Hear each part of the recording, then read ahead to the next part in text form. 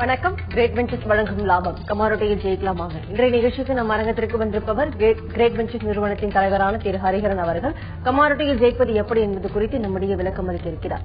நேர்களே, நீங்கள் செய்ய வேண்டியவை டிவி ஸ்கிரீன் பிளாஷ் ஆகிட்டு இந்த நம்பருக்கு டயல் செய்து உங்கள் கேள்விகளை கேட்கலாம். வாங்க நிகழ்ச்சிக்கு போகலாம். வணக்கம் சார். வணக்கம். நேற்றைய கமாரோட்டி வாணிபம் எப்படி இருந்தது? நேற்று கோல்டு சிறிதளவு உயர்ந்திருக்கு. தென் கோல்டு ஏற்றுமதியில் ஒரு சிறிதளவு விறுவிறுப்பு காணப்பட்டிருக்கு. இதனுடைய இம்பாக்ட் இனி வரும் காலங்களில் எப்படி இருக்கும் சார்? கோல்டு ஏற்றுமதி தான் இருக்கு. கோல்டோட விலை இறங்கி இருக்கு சார். நேற்று பெரிய அளவுல இறங்கி இருக்கு. இந்திய சந்தையிலும் சரி, உலக சந்தையிலும் சரி. அதாவது உலக சந்தையில ரொம்ப நாளா எதிர்பார்த்துட்டு இருந்த $1270 அப்படிங்கிற மேஜர் சப்போர்ட் பிரேக் ஐ மார்க்கெட் $1263 பக்கம் முடிவடைஞ்சிருக்கு. இன்று காலை ஏசியன் மார்க்கெட்லயும் பெரிய மாறுதல் அந்த விலையெல்லாம் போயிட்டு இருக்கு. ஸோ ஒரு நல்ல சரிவை கொடுத்துருக்கு. அது மட்டும் இல்லாமல் 10% இறக்குமதி வரியாக இருந்து 4.5% குறைத்ததும் அதுக்கு ஒரு காரணம். இது கலந்தும் இங்கு இந்திய சந்தையில பெரிய அளவுல வீழ்ச்சி கொடுத்தது. நேற்று முன்தினம் மார்க்கெட் முடிவடைந்தது 27,483. நேற்று எடுத்து பார்த்தோம்னா 26,958. கிட்டத்தட்ட ₹500 மேல இறங்கி இருக்கு தங்கத்தின் விலை. ஒரு 10 கிராமின் விலைக்கு சொல்றேன். இதே வெள்ளி எடுத்தோம்னா வெள்ளியும் அதனை அடுத்து ஒரு ₹800 பக்கம் சரிவை கொடுத்துருக்கு நேற்று. இது மேஜர் சப்போர்ட் பிரேக் இருக்கு. டெக்னிக்கலாக எடுத்து பார்த்தோம்னா ட்ரையாங்கிள் ஃபார்மேஷனை விட்டு வெளியே இருக்கு. ஸோ இதனால மார்க்கெட் படிப்படியா இறங்க ஆரம்பிக்கலாம் அப்படிங்கிற எதிர்பார்ப்பு இருந்துட்டு இருக்கு. ஆனால் இந்த வாரம் மொத்தமாக சைட்வே மார்க்கெட்னா செய்திகள் வெளியாகுது. பட் என்னை பொறுத்தவரை $1270 பிரேக் ஆச்சு அப்படின்னா மார்க்கெட் ஸ்லோவா இறங்க ஆரம்பிக்கும்ன்ற எக்ஸ்பெக்டேஷன்ல இருக்கும். பட் இன்ட்ராடேக்கு நீங்க செல்லிங் தான் போகணும் இல்ல, இன்ட்ராடேக்கு ஸ்டாப் லாஸ் வச்சு தாராளமா பையிங் போகலாம். என்ன ரீசன்னா மார்க்கெட் கிராஷ் ஆகல. ஃபாஸ்டா கிராஷ் ஆச்சுன்னா ஃபைன், நீங்க பையிங் போகலாம்னு சொல்லலாம். மார்க்கெட் படிப்படியா இறங்கும் போது ஏறி இறங்கும். இப்போ ஒரு ₹8 ஏறி ஒரு ₹4 இறங்கும், மறுபடியும் ஒரு ₹4 ஏறி ₹10 இறங்கும். இந்த மாதிரி இருக்கும்போது டெக்னிக்கல் லெவல்ஸை பார்த்து நீங்க ட்ரேட் பண்றது நல்லது அப்படின்னு சொல்லுவேன். அதனை அடுத்தது கச்சா எண்ணெய் உக்ரைன் பிரச்சனையை மேலும் மேலும் கவனம் அது மேலே இருக்க நிறைய ஸ்க்ரூட்டின் பண்றாங்க. அதாவது நிறைய இன்வெஸ்டர் எல்லாரோட கவனம் அது மேல இருக்கிறதுனால கச்சா எண்ணெயோட தேவைப்பாடு அதிகரிக்கலாம். டிமாண்ட் ப்ரொடக்ஷன் ஸ்டாப் ஆகலாம், டிமாண்ட் ரைஸ் ஆகலாம் அப்படிங்கிற எக்ஸ்பெக்டேஷன்ல crude ரேட் $104 மேல ஒரு பேரலோட விலை வந்துட்டு இருக்கு. பேஸ் மெட்டல்ஸ் பெரிய மாறுதல் இல்லை. பட் பேஸ் மெட்டல்ஸை பொறுத்தவரை ஒரு சின்ன கோல்டு நேற்று ஏறினதுக்கு இந்திய சந்தையில் எந்த காரணம். பட் டெக்னிக்கலாக 1270 சொன்ன மாதிரி யூஎஸ்ல என்ன செய்யுது, S&P இண்டெக்ஸ் பெரிய அளவுல ஒரு வளர்ச்சியை கொடுத்து ஈக்விட்டி மார்க்கெட்ல, stock market, US stock market. அதற்கு என்ன காரணம்னா யூகேல யூரோப்ல இன்ட்ரெஸ்ட் ரேட்டை குறைச்சிருக்கும், வட்டி விகிதத்தை குறைச்சிருக்கும் அப்படின்ற செய்தி வெளியானதுனால அங்க இருக்கக்கூடிய ஸ்டாக் மார்க்கெட்டும் சரி, யூரோப்பை சார்ந்த நிறுவனங்கள், அமெரிக்கா லிஸ்டோட இருக்க நிறுவனங்களோட ஸ்டாக்ஸ் விலையும் ஏறினதுனால தங்கத்துல முதலீடுகள் அங்க அமெரிக்க சந்தையிலும் இறங்க ஆரம்பிச்சிருக்கு. ஸோ அதனாலதான் மொத்தமாக ஒரு நல்ல வீழ்ச்சியை கொடுத்திருக்கு நேற்று. பேஸ் மெட்டல்ஸை பொறுத்த வரைக்கும் சைனீஸ் மார்க்கெட்ல கோல்டுக்கு டிமாண்ட் இல்லை அப்படிங்கிற மாதிரி தான் ஒரு செய்தி வெளியாகுது. அதனால சைனீஸ் மார்க்கெட் கொஞ்சம், இந்த சைனீஸ் எக்கானமி கொஞ்சம் வீக்கா இருக்கிறதுனால பேஸ் மெட்டல்ஸோட எக்ஸ்பெக்டேஷனும் கம்மியா இருக்கு. அது மட்டும் இல்லாமல் யூரோப்ல இதுக்கு அப்படியே ஆப்போசிட்டா ஒரு நியூஸ் எடுத்தோம் அப்படின்னா யூரோப்ல இன்ட்ரெஸ்ட் ரேட்டை குறைச்சிருக்கிறதுனால கண்டிப்பாக நிறுவனங்கள் மேலும் கடன் வாங்கி இந்த மாதிரி நிறுவனத்தில் எக்ஸ்பேண்ட் பண்றதுக்கு வளர்ச்சிக்காக முதலீடு செய்யும் போது பேஸ் மெட்டல்ஸோட டிமாண்ட் மறுபடியும் ரைஸ் ஆகலாம். பட் இப்போதைக்கு இன்று நாளை ஒரு சைட்வே மார்க்கெட்டா தான் இருக்கும். சார், மக்கள் பாத்தீங்கன்னா இப்ப கோல்டு மீதான மோகம் அதிகப்படியான காணப்படுது. ஆனா பிளாட்டினம் இப்ப மக்கள் அதிகமா வாங்குறது இல்லையா? பிளாட்டினம் ஏன் சார் செய்திகள், எந்த செய்திகளும் வரவில்லை பிளாட்டினம் பத்தி? பிளாட்டினம் ஃபால் ஆயிருக்கு ஒரு தகவல் வந்திருக்கு, அதை பத்தி சொல்லுங்க. இல்ல, அதாவது ஒரு காலத்துல கிட்டத்தட்ட ஒரு 6 வருடம் முன்னாடி எடுத்து பார்த்தோம்னா, 6 ஒரு 8 வருடம் முன்னாடி எடுத்து பார்த்தோம்னா கோல்டை விட பிளாட்டினம் 3 மடங்கு விலை அதிகமா இருக்கு. அப்புறம் என்னாச்சுன்னா பிளாட்டினம் டிமாண்ட் பெரிய அளவுல இல்ல, அதே மாதிரி சப்ளையும் ஷார்ட் ஆகல அப்படிங்கிற பிளாட்டினம் ரேட் அங்கே இருந்தது.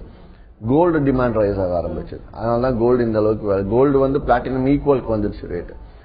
பிளாட்டினம் MCXல 2007 2008 வியாபாரம் நடந்து அதுக்கப்புறம் அது ட்ரேடிங் ஸ்டாப் பண்ணிட்டாங்க. பட் வேற இங்க இப்ப பிளாட்டினம் பத்தி நம்ம கமாடிட்டி சம்பந்தம் இல்லாத, பட் இருந்தாலும் பிளாட்டினமோட கோல்டு இறங்கும் போது தட்ஸ் நெக்ஸ்ட் ஸ்ட்ராங்கஸ்ட் மெட்டல் அப்படிங்கனால பிளாட்டினமுக்கும் டிமாண்ட் கம்மியாக தான் இருக்கும். Investments base precious metal investments குறையும் போது பிளாட்டினமும் ஒரு ப்ரீஷியஸ் மெட்டல், சில்வரும் ப்ரீஷியஸ் மெட்டல், அதுல இன்வெஸ்ட்மெண்ட்ஸ் குறையதான் செய்யும். பேசலாம் சார். ஒரு நேர் லைன்ல இருக்காங்க. வணக்கம் ராதிகா. Good morning madam. சொல்லுங்க ராதிகா, உங்க கேள்வி என்னன்னு கேளுங்கம்மா. ஹரிராம் சார் சார், நான் நேற்று சில்வர் ஒரு பை வச்சிருக்கேன், சில்வர் மினி. ஹோல்ட் பண்ணிக்கலாமா? எனக்கு ட்ரெண்ட் எப்படி இருக்குன்னு கொஞ்சம். எந்த விலையிலங்க? 573 வச்சிருக்கேன் பை. 576 40,576 இருக்குங்களா? ஆமா. ஹோல்ட் பண்ணுங்க. நேற்று 800 ரூபாய் இறங்கி இருக்கிறதுனால மார்க்கெட் மேல வரதுக்கு சான்சஸ் இருக்கு. இருந்தாலும் இன்னைக்கு சில்வர் மெகாவோட லெவல் சொல்றேன், அதை வச்சு நீங்க மினி ட்ரேட் பண்ணுங்க. மெகா 40,289 கீழே வந்துச்சு அப்படின்னா நீங்க ஸ்டாப் லாஸ் போட்டு வெளியாகலாம். சில்வர் தட் இஸ் மினிய ஸ்டாப் லாஸ் போட்டு நீங்க வெளியாகலாம். ஃப்ரெஷ்ஷாக செல்லிங் வேணா எடுத்துக்கோங்க அந்த விலைக்கு கீழே. அதே சில்வர் மெகால ஷார்ட் பண்ண நினைக்கிறவங்க இந்த விலைக்குள்ள ஷார்ட் பண்ணா முதல் டார்கெட் 40,000 வெளியாகிறது நல்லது. 40,000 40,050 வெளியாகிறது நல்லது. அதே பை சைட்ல 40,763 மேல மெகா போச்சு அப்படின்னா இந்த லைக் நீங்க வந்து அந்த பொசிஷனை ஹோல்ட் பண்ணலாம். ஹோல்ட் பண்ணி ஃபர்தரா நீங்க 40,900 வரைக்கும் நீங்க வெயிட் பண்ணலாம்.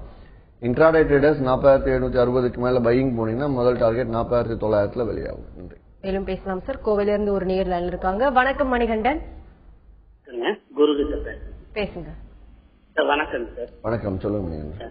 அதாவது எங்க ஊருக்கு நாட்கடற்கரில் என்ன சொல்றாங்கன்னா, வர செப்டம்பர் மாசம் கமாடிட்டில இருந்து கோல்டு எடுத்துருவாங்கிற மாதிரி சொல்றாங்க. அப்படி ஏதாச்சும் ரூமர்? நாட்கடற்கரன் நகை வியாபாரம் பண்றவங்க, நகை ரீட்டைல் வியாபாரம் பண்றவங்க. யார் சொல்றது? நகை ரீட்டைல் வியாபாரம் பண்றவங்க.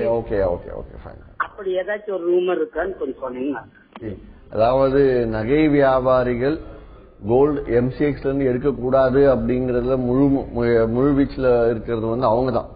அதை எடுத்தாங்க அப்படின்னா அவங்களால ஹெட்ஜ் பண்ணவே முடியாது. அதனால அவங்க எடுக்குன்னு சொல்லப்போனா முழுக்க இது ஒரு ரூமர்னே சொல்லலாம். புரளி தான் இது. இதை நீங்க நம்பவும் வேண்டாம். சார், அவர் கேட்ட மாதிரி இப்போ கமாடிட்டிஸ் வந்து கோல்டு எடுக்க போறதா ஒரு ரூமர் சொன்னாங்க. இப்போ ஒரு பொருட்களை வந்து இப்ப கமாடிட்டில இருந்து எடுக்கிறதுனா எந்த காரணத்துக்காக இப்போ அந்த பொருட்களை வந்து நீக்குவாங்க சார்? அதாவது 2003 நவம்பர் 10 எம்சிஎக்ஸ் ஆரம்பிச்சு இன்னை வரல பார்த்தோம்னா விலக்கப்பட்ட கமாடிட்டிஸ் எதெல்லாம் முக்கிய 95% விவசாய பொருள் தான் விலக்கிருக்காங்க. அக்ரி கமாடிட்டிஸ் மட்டும் தான் விலக்கிருக்காங்க. இந்த கமாடிட்டிஸ்ல இருந்து குறைச்சது ரிமூவ் பண்ணது எதெல்லாம் நம்ம இந்த நான் அக்ரி கமாடிட்டி விவசாய மற்ற பொருட்கள் சொல்லுவோம் இல்லையா, அது மட்டும் தான் ட்ரேட் வெஞ்சர்ஸ் ஃபோக்கஸ் பண்ணிட்டு இருக்கோம். அதுல வந்து என்னென்ன பொருட்கள் விலக்கப்பட்டனா பிளாட்டினம். ஏன் பிளாட்டினம் விலக்கப்பட்டனா வால்யூம் ரொம்ப குறைவா இருக்கு. அதே மாதிரி ஸ்டீலோட வால்யூமும் ரொம்ப கம்மியா இருந்தது. ராய்ப்பூர் ஸ்டீல்னு சொல்லுவாங்க. அதோட வால்யூமும் கம்மியா இருந்தாலும் அதையும் ரிமூவ் பண்ணிட்டாங்க. And then coffee again it's agro தான். ஸோ காஃபியும் அதில் வச்சு எடுத்துட்டாங்கன்னு வச்சுக்கலாம். அக்ரோல் நிறைய எடுத்தாங்க.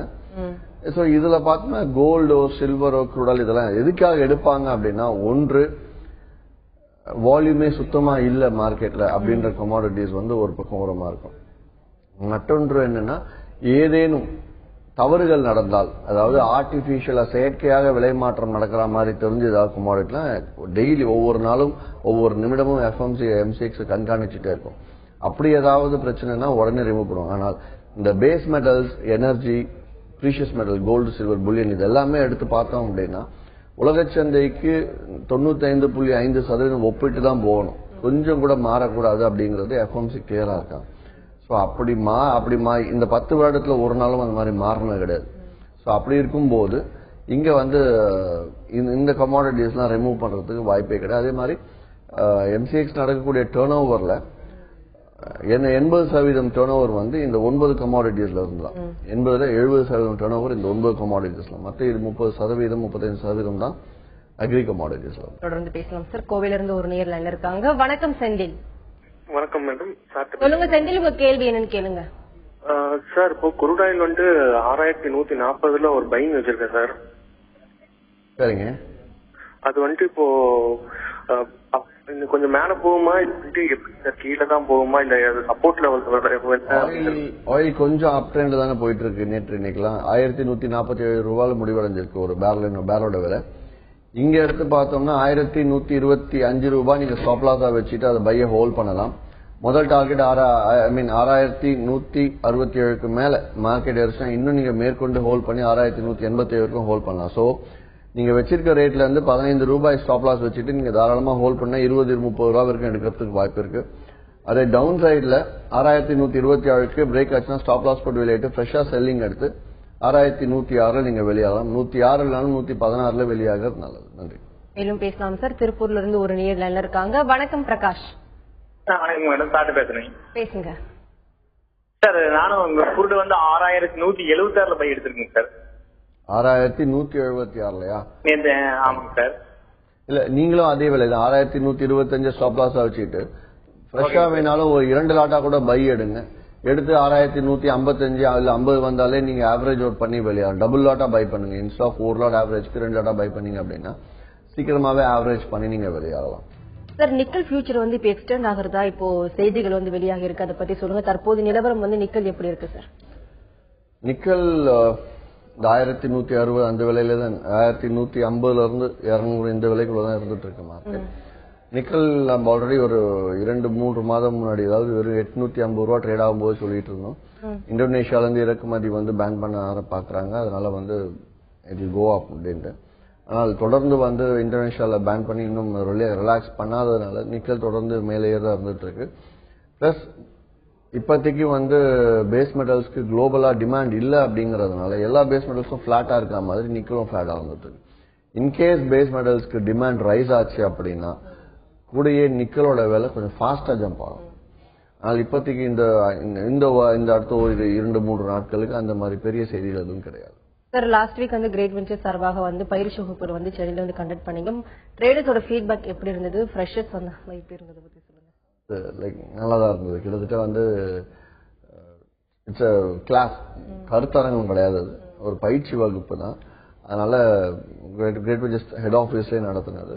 ஒரு 50 பேர்ல 60 பேர் வந்தால் போதும் அப்படின்னு தான் நாங்க எப்பவுமே இருக்கோம். பட் சென்ற வாரம் 75 கொஞ்சம் பின்னாடி ரொம்ப ஜாம் பேக்டா இருந்தது. அதுக்கு தேவையான வசதி கொடுக்க முடியாததுல தடை. I have to say sorry for that. இது அடுத்த முறை நீங்க இன்ட்ரெஸ்டா இருக்கவங்க கொஞ்சம் சீக்கிரமா புக் பண்ணிடுங்க. சோ தட் மிச்சம் வரவங்க அடுத்த வாரத்துக்கு போஸ்ட்பான் பண்ணும்போது அதையும் நீங்க ஏத்துக்கோங்க. ஏன்னா 60 பேருக்கு மேல மிச்சம் 15 பேர் இல்ல ஃபுல் ஆயிடுச்சுன்னு அடுத்த வாரம் சொல்லும்போது அதை நீங்க ஏத்துக்கணும். இந்த வாரம் எனக்கு கிடைக்கலன்னு நீங்க கோவப்படக்கூடாது. நன்றி. தொடர்ந்து பேசலாம் சார். தூத்துக்குடியில இருந்து ஒரு நேர் லைன்ல இருக்காங்க. வணக்கம் ஜான்சன். வணக்கம் சார். வணக்கம் மேடம். சொல்லுங்க ஜான்சன், உங்க கேள்வி என்னன்னு கேளுங்க. அலுமினியம் மே கான்ட்ராக்ட்ல 106.60 பை வாங்கியிருக்கு மேடம். 106.60ங்களா? ஆமா மேடம். ஆமா சார். அது இந்த கான்ட்ராக்ட்ல ப்ராஃபிட் பார்க்கலாமா இல்ல வெளியே வந்துடலாங்களா?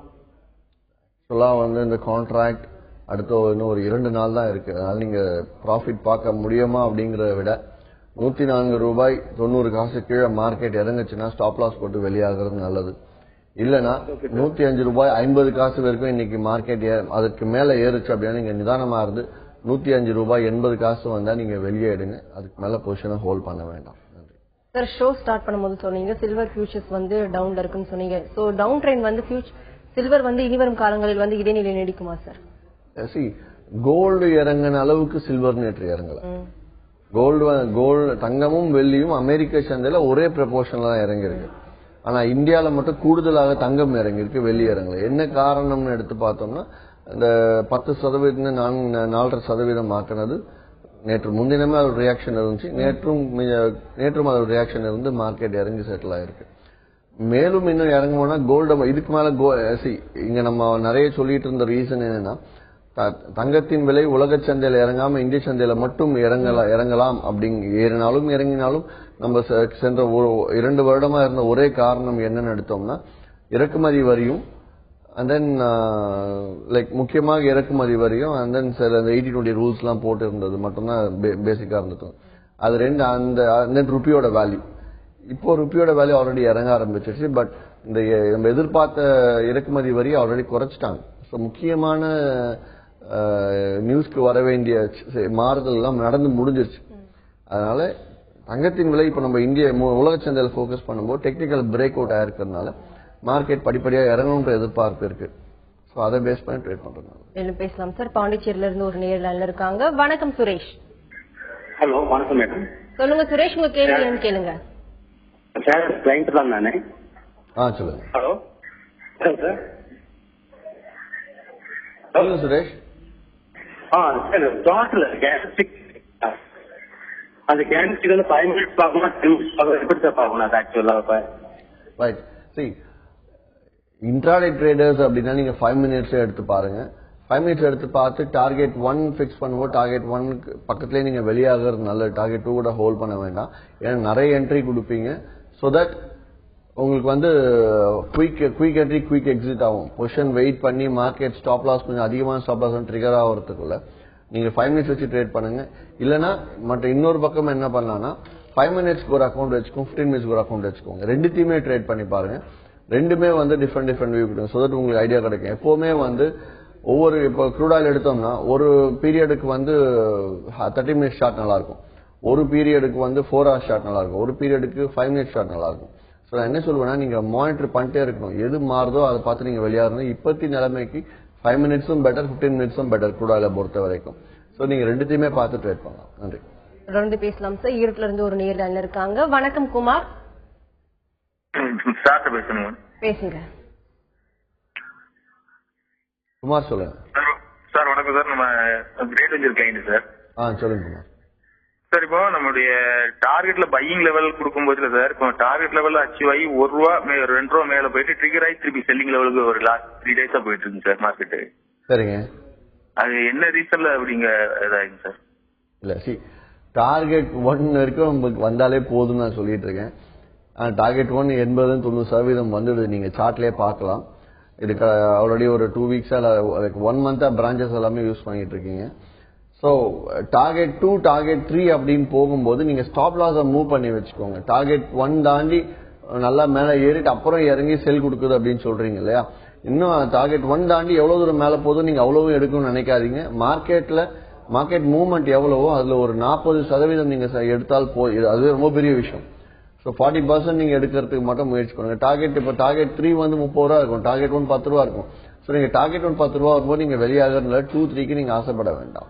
அப்படி உங்களுக்கு நிறைய லாபம் வேணுமா 2 லாட் 3 லாட்டா போட்டு நீங்க வெளியாகிறது நல்லது. நன்றி சார். உக்ரைன்ல வந்து தற்போதைய பிரச்சனை வந்து நிலவரம் எப்படி இருக்கு? தற்போதைய அப்டேட்ஸ் என்ன சார்? இதனால க்ரூட் ஆயில் வந்து என்ன ட்ரெண்ட் இருக்கு சார்? பிரச்சனை அப்படிங்கிறது அப்படியே நடந்துட்டு இருக்கு. எதுவும் பெரிய அளவுல இங்க செய்திகள்லாம் கிடையாது. ஆனால் அந்த பிரச்சனையால க்ரூட் ஆயிலோட ப்ரொடக்ஷன் பாதிக்கப்படும் அப்படிங்கிற ஒரு எதிர்பார்ப்புனால இன்வெஸ்டர்ஸ் எல்லாருமே வந்து, அதாவது எப்படி சொல்றேன்னா, ஆன்லைன் மார்க்கெட்ல இன்வெஸ்ட் பண்றவங்க எல்லாருமே பை சைடு தான் போறாங்க. எதனால பையிங் போறாங்க? நாட் ஒன்லி இங்க, இந்தியா அக்ராஸ் குளோபே எடுக்கலாம். எதனால அப்படின்னா இந்த பிரச்சனை அதிகமாயிட்டே போகுது அப்படின்னா மிடில் ஈஸ்ட்ல வந்து ப்ரொடக்ஷன் பாதிக்கப்படும், அதனால டிமாண்ட் வரும் அப்படிங்கிற எதிர்பார்ப்புனால போயிட்டு இருக்கு. ஸோ உக்ரைன் டென்ஷன், மற்றபடி கச்சா எண்ணெய் ஏறுவதற்கு வேற எந்த ஒரு நியூஸ் மேல. ஆனால் நேற்று எடுத்து பார்த்தோம்னா யூஎஸ்ல கன்சியூமர் கூட்ஸோட இண்டெக்ஸ் கொஞ்சம் நல்லா இருந்திருக்கு. ஸோ அதனால யூஎஸோட எக்கானமி கொஞ்சம் பெட்டர் அப்படிங்கறதுனால நேற்று வந்து யூஎஸ் எக்கானமி எப்ப நல்லா இருக்கோ கூட வந்து ஆயிலோட விலை ஏற ஆரம்பிக்கும். ஸோ அதுவும் ஒரு கூடுதலான ஒரு செய்தி ஆயில் ஏறுறதுக்கு. ஸோ நம்ம முக்கியமா யூஎஸ் எக்கானமி கம்பேர் பண்ணி ஆயில பார்க்க வேண்டியது இருக்கும். பட் உக்ரைன் ரஷ்யா பிரச்சனை இப்போதைக்கு இந்த ஆல்ரெடி இந்த குழப்பத்திலே தான் இருந்துட்டு இருக்கு. அதனால பெரிய செய்திகள் எதுவும் வெளியாச்சுன்னா $106-108 போகும். பெரிய செய்தி எதுவும் வெளியாகல. பத்தி மேலும் பேசலாம் சார். திருச்சியில இருந்து ஒரு நேர்ல இருக்காங்க. வணக்கம் ஆனந்த். வணக்கம் மேடம். சொல்லுங்க ஆனந்த், உங்க கேள்வி என்னன்னு கேளுங்க. பேசுங்க. சொல்லுங்க ஆனந்த். வணக்கம். வணக்கம் சார். 2 years பேக் வந்து 75,000 இருக்கும்போது ஒரு 10 kg பர்ச்சேஸ் பண்ணேன் சில்வர். சரிங்க. தொடர்புல இருக்கீங்களா ஆனந்த்? இருக்கோம் சார். மேலும் கேள்வி என்ன கேளுங்க. அது இப்ப வந்து ரேட் இப்படியே ரைஸ் ஆகுங்களா இல்ல எப்படி இந்த ரேட்டுக்கே கொடுத்துட்டு வெளில வந்துடலாங்களா சார்? நீங்க எந்த விலையில வாங்கி வச்சிருக்கீங்க ஆனந்த்? நீங்க எந்த விலையில வெள்ளி வாங்கி வச்சிருக்கீங்க இப்போதைக்கு? 70,000. அப்ப நீங்க 3 வருஷமா நீங்க ரோல் ஓவர் பண்ணிட்டே வரீங்களா? கான்ட்ராக்ட் வாங்கி பர்ச்சேஸ் பண்ணி வச்சதோட சரி. அதுக்கப்புறம் பிசிக்கலா வாங்கி வச்சிருக்கீங்க அப்படிதானே? 75,000 வாங்கி வச்சு பிசிக்கலா வாங்கி வச்சிருக்கீங்க. அது ஒரு சொத்தா நீங்க எடுத்துக்கோங்க. அது வந்து ஒரு ட்ரேடிங்கா செய்ய வேண்டாம். விலை இறங்கிட்டே இருக்கு அப்படிங்கறதால பயப்படவே வேண்டாம். தங்கமும் வெள்ளியும் விலை இறங்கினால் திருப்பி ஏறதான் போகுது. அடுத்த ஓரிரு வருடங்கள்ல திருப்பி ஏறும்போது நீங்க வித்துக்கலாமே தவிர அவசரப்பட்டு இப்ப விற்க வேண்டாம். அதை வந்து நீங்க ஒரு லாக்கர்ல போட்டு பூட்டி வச்சுக்கிறது நல்லதுன்னே சொல்லலாம். சார், ஃபர்ஸ்ட் டைம் ட்ரேட் பண்றவங்க, அதாவது பிகினர்ஸ், ஃப்ரெஷர்ஸ் வந்து எந்த குட்ஸ்ல வந்து ரொம்ப கான்சென்ட்ரேட் பண்ணலாம் சார்? இல்ல, பிகினர்ஸ் பார்த்தோம்னா crude oil, copper, and then gold, mini, silver mini. எப்பவுமே என்ன பண்றாங்க எல்லாரும் ட்ரேடிங்ல வரும்போது எடுத்ததுமே வந்து சார் கோல்ட்ல ட்ரேட் பண்ணோம் அப்படின்னு தான், ஏன்னா சென்டிமெண்டல் அது. அதனால நான் என்ன சொல்ல, ஃபர்ஸ்ட் ஆயில்ல பண்ணுங்க, கோல்டு மினில பண்ணுங்க, மெகால பண்ண வேண்டாம். பெரிய ஒரு நல்ல இன்வெஸ்டர் ஒரு 5 lakhs 10 lakhs இன்வெஸ்ட் பண்ண தாராளமா கோல்டு மெகாலே பண்ணலாம். சிறிய முதலீட்டாளர்கள் புதுசா வரவங்க வந்து ஆயில் அண்ட் கோல்டு மினில பண்ணலாம். மற்றபடி நான் எப்பவுமே சொல்லுவேன், crude oil copper first priority, இரண்டாவது ப்ரையாரிட்டி கோல்டு சில்வர், மூன்றாவது ப்ரையாரிட்டி தான் நிக்கல் நேச்சுரல் கேஸ், நான்காவது தான் ஜிங்க் லெட் அலுமினியம். அந்த ப்ரையாரிட்டியில ட்ரேட் பண்ணாலே போதும்.